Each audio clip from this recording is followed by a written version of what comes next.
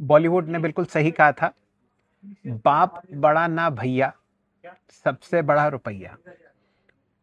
गिरता हुआ रुपया जो कि 96.19 पे है, यानी कि 96 को पार करता हुआ डॉलर के विरुद्ध, और मई 2026 के लोएस्ट लेवल्स पर अब आपके सामने, और तेल के बढ़ते हुए दाम जो अब $85 प्रति बैरल को पार कर चुके हैं, इन सब का बहुत ही प्रतिकूल असर आपको निफ्टी पर पड़ता हुआ दिखा। हालांकि 24,000 अभी भी कायम है और बुल्स वहां पर मजबूती से खड़े हुए हैं, फिर भी आज इंडेक्स ऑलमोस्ट अपने दिन के लो पर बंद हुआ और आपने लगभग 150 160 अंक का फॉल देखा।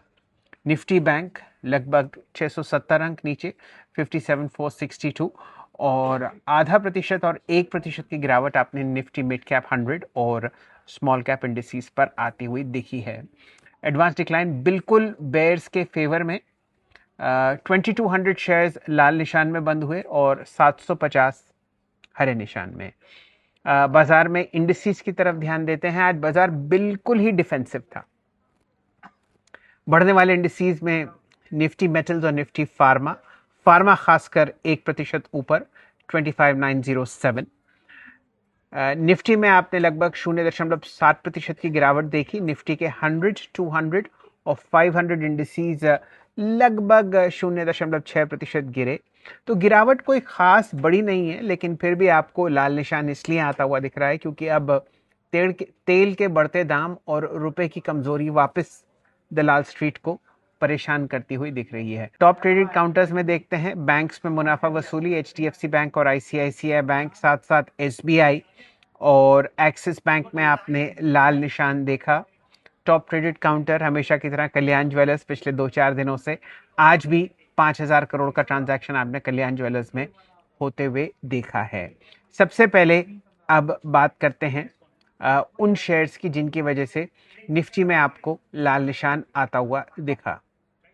HDFC बैंक की वजह से 26 पॉइंट की गिरावट, LNT की वजह से 21 पॉइंट की गिरावट, SBI, M&M, HCL टेक और कोटक बैंक की वजह से 9 से 18 पॉइंट की गिरावट आपने आते हुए देखी। कौन से स्टॉक्स जहां पर आपको मोमेंटम अच्छी तरीके से दिख रहा है?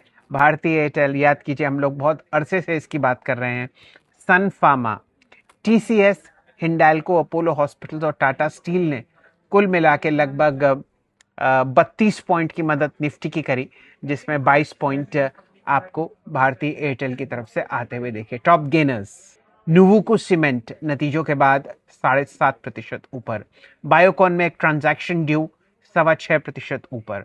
कंटेनर कॉर्पोरेशन में वॉल्यूम्स जो आपने मई जून के महीने के देखे वो बढ़ते हुए 6% higher. Adani power, multi commodity exchange और वेल्सपन कॉर्प आगे ऐसे विनर्स थे जहां पर अच्छा मोमेंटम आते हुए देखा गया।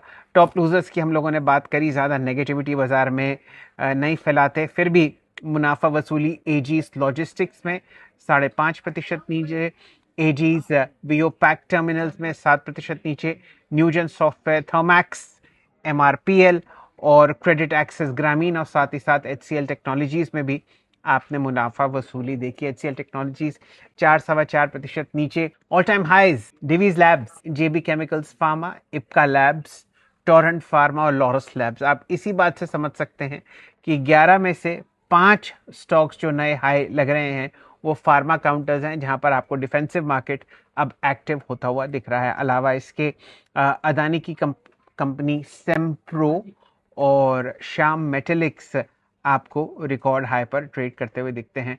बायर्स ओनली का सर्किट देखें, कोई खास ऐसा नाम जो मेरे को दिखता हो।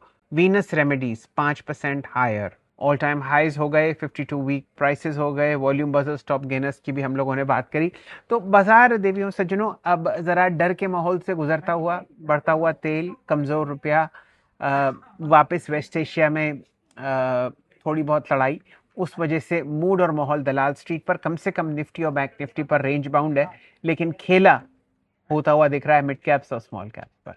धमाकेदार तेजी, समझने वाले को इशारा ही काफी है। फार्मा में मोमेंटम, क्योंकि कमजोर रुपया फार्मा कंपनीज को और मदद करता है। जुड़े रहिए मेरे साथ।